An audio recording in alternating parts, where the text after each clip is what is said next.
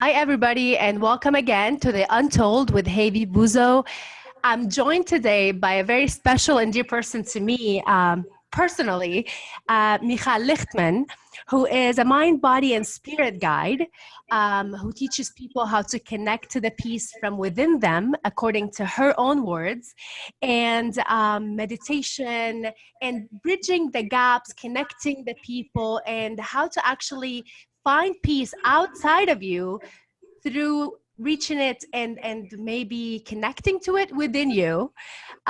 Thank you so much for joining me today, Michal. You are in New York right now, but I want to kind of give you the opportunity to maybe talk a little bit about what you do and how you started connecting to that very important source for peace and love that we all have. Thank you, Hayvi. Wow, a big question. That's a long time story. It is. It did start with pain inside of me, physical pain, mental pain, difficulties. But as a kid, I remember myself longing to create bridge between people, to create connection between people that are different. I always felt and did action towards it. And with that, I, even as a kid, was going to kids that were in different kind of groups than me and trying to help them at a certain point of my life. Can you tell me a bit more about this? Because I do want people to know about your background. You are Israeli. I am Israeli, and I was born and raised in the south of Israel, in the south of Israel. In Beersheba. And in our community, there were different communities within every area, and the schools were combined schools. So kids from different level of economy would come to the same school, and I would see those kids that were at difficulties, and even though they were not part of the group nor popular, and even though I was popular and they were not, I somehow my heart was longing to help them, and I was going to their houses in the afternoons to help them to do homework and sometimes even sit with them in their homes, because they were mentioning that if I'll be there, they won't be hurt by their parents or older siblings. And they were not great neighborhoods, and I wasn't, I was kind of scared to get there, but I did it because, I don't know, I can't really tell why I did it. It felt right to me. So this is part of my personal history. And seeing the equality in everyone and understanding that everyone is doing at every point their 100%, didn't mean to me that they're not capable of more, which is a good thing and not so good thing. But the understanding that we can help everybody find more within them is something that I was driven by all my life. And so this is how I, at a certain point of my life, got to a point that I started studying yoga, then teaching yoga, then recognizing the pains, the physical pain I had inside of my body. And from there, not much after, the emotional pains unfolded. And through all that, I realized, wow, this is something that can help everybody. We can make it as simple as possible so everyone can understand that. And let's teach everybody how to find peace inside of them. And if we'll help everyone, every individual, to find peace inside of them, then the relationship between individuals is going to change.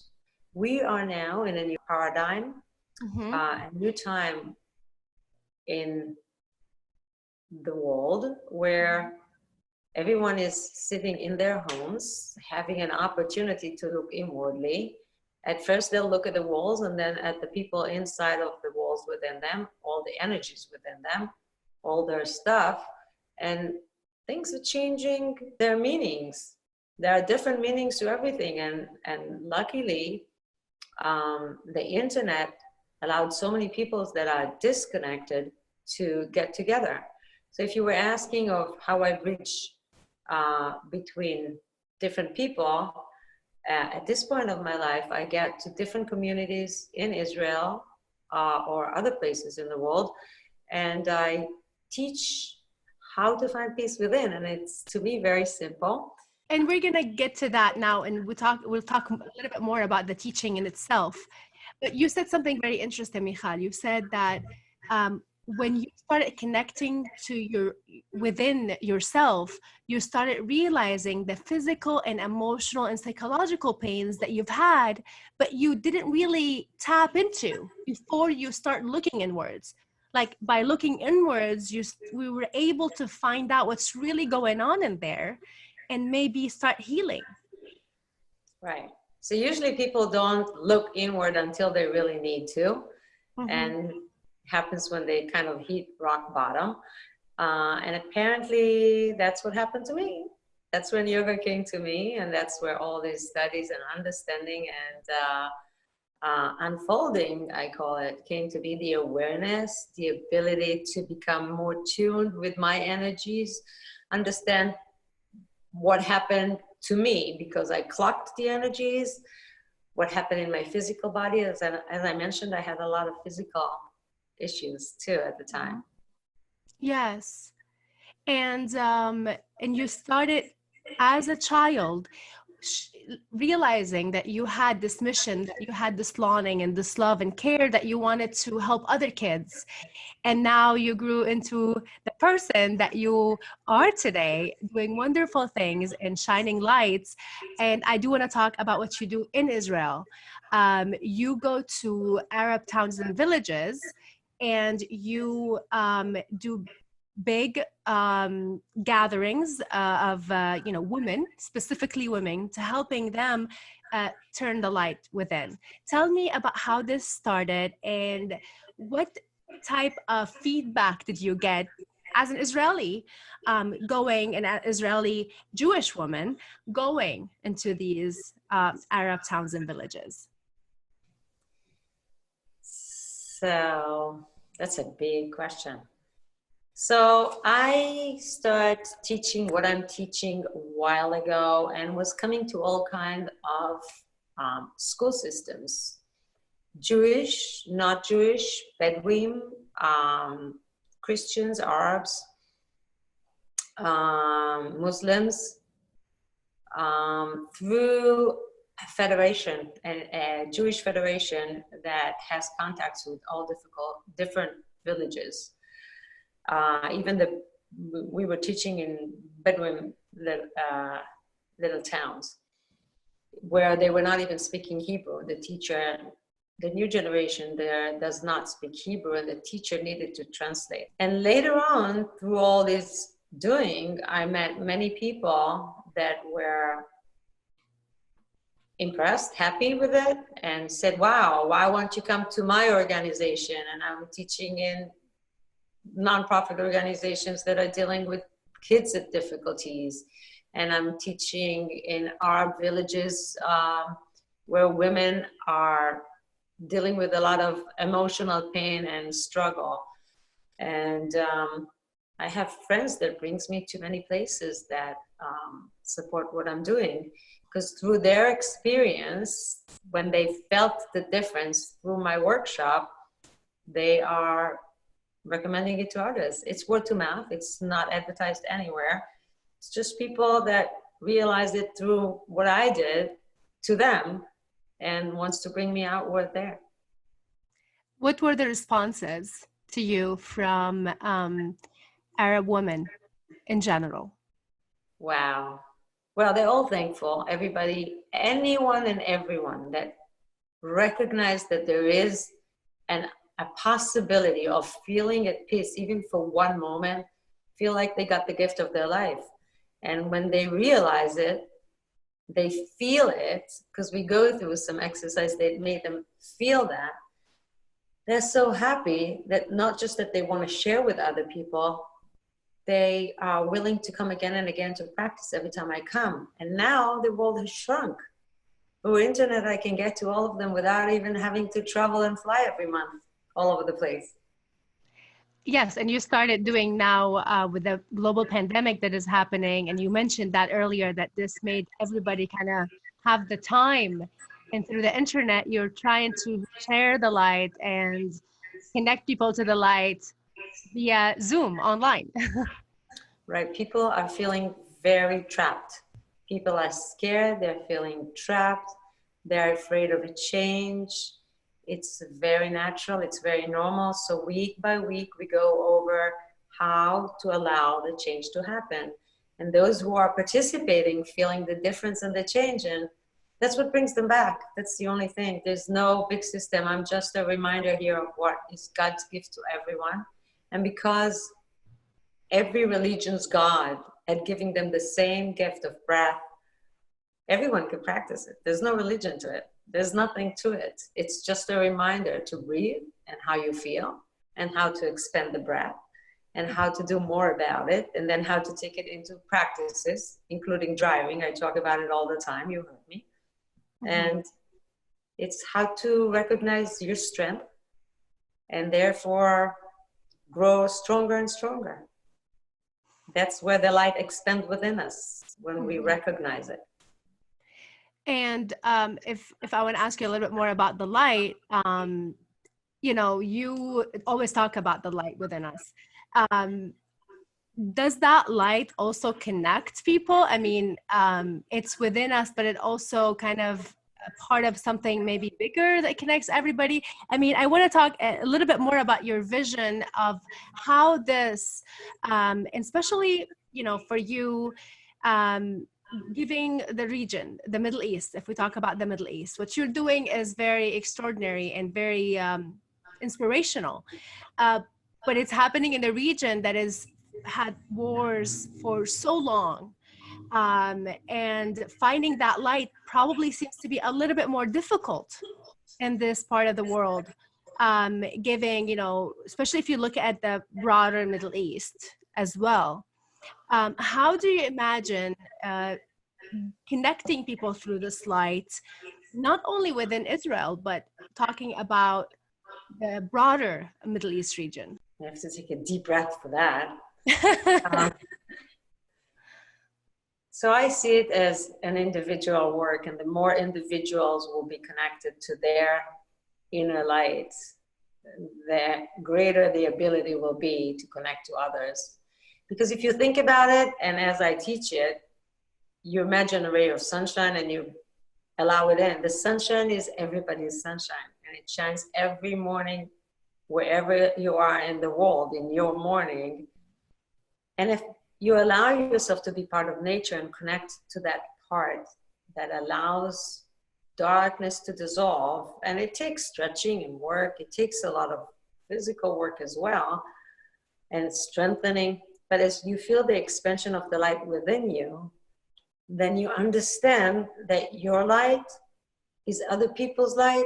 It's exactly the same light, no matter what religion you are, no matter what nation you are, no matter what gender you are, and even if you changed your gender. Everybody is a soul, and the soul, when the soul is bright and not dimmed, then there is a conversation. And I believe that's why I come from very small places, brightening individuals that go out and make the change in the world. Mm-hmm.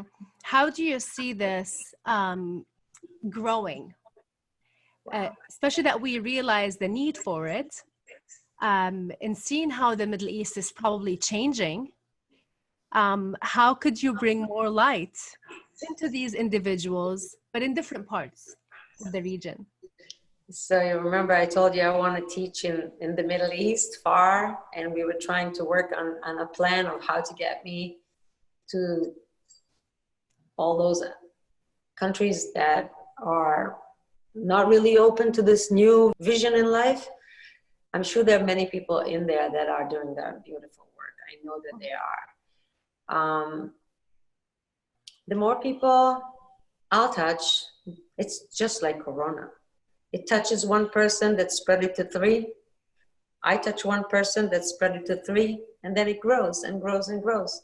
If I can get out there, I would love to come with my energy, with hope that it can do good. Otherwise, I guess through Zoom, that's the way the world works. If people are willing, I do have some people that are coming from that time zone, without mentioning, that are coming to class online. And I'm very grateful for that, and for those who connected me to them. And the more the merrier. It's the internal understanding, it's the eternal freedom, it's the releasing of that big box that is amazing, but somehow takes us into a little roller coaster and not helping us. Yes. Sometimes. And you tell me that about myself a lot. That you always tell me your head is going forward. You just need to be and be present and not try to jump forward. My head. Yeah, the head goes that way. The head's going that way, right? Naturally, like, and maybe with some people more than others. I would, guilty as charged. I am one of those people who are very. I was there too. When we are born as kids, we are all naive and happy and optimistic. Now, no baby is not optimistic. They don't know what it is.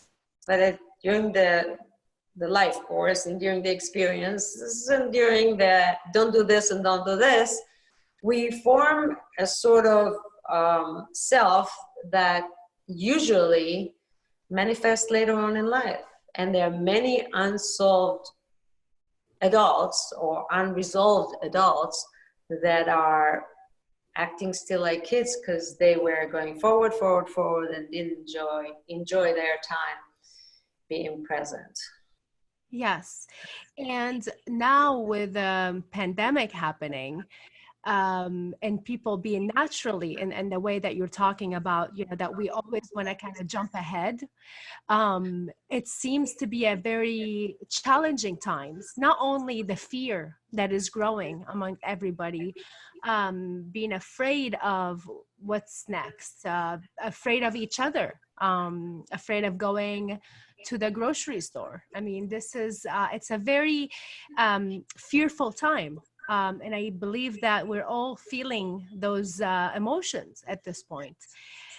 How do you, and I know that you're trying to spread the life through your, the light, through your classes that you're doing online currently, but what would you recommend to our listeners, to our viewers, on how to kind of deal with this challenging time where fear is really growing, probably more than other things, and how to connect to the light through it all?